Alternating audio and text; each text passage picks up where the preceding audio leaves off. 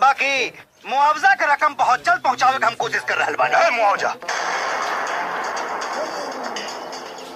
मुआवजा की रकम पहुंचला से मरे वाला वापस आ जाई ना। ये तो हम अच्छी तरह से जानता नहीं।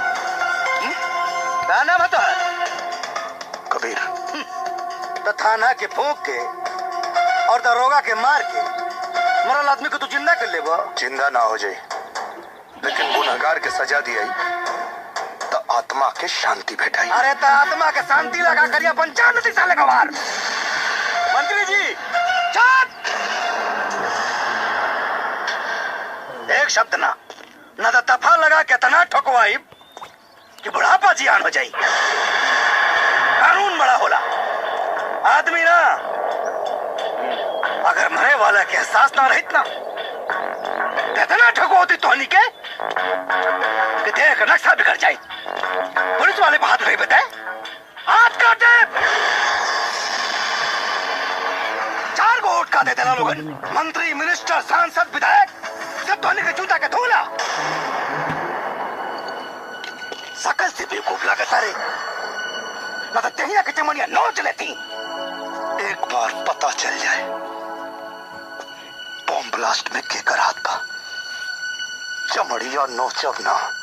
जब आ जाए पाकिस्तान ब्लास्ट करे वाला पाकिस्तान का आतंकवादी। सुन के खून पानी तो ना हो गई। अरे महाराज पहले ही तो पता कैला कि अनाथ के देह में खून बहा के खाली पनिया से काम चलाता। खून पानी के पता वो दिन चली जब ब्लास्ट करे वाला के लिया के यही और अगर ना मर लेना तो फिर अनाथ के साथ साथ नाजायज भी कही भी। हाँ ना तो फिर शहीदे में नाम लिखाई और ना तो फिर नाम दर्ज हुई। चला मंत्री जी जीवन और मृत्यु ऊपर वाला के हाथ में होला लेकिन बॉम्ब ब्लास्ट कोनो आदमी करे लेवा।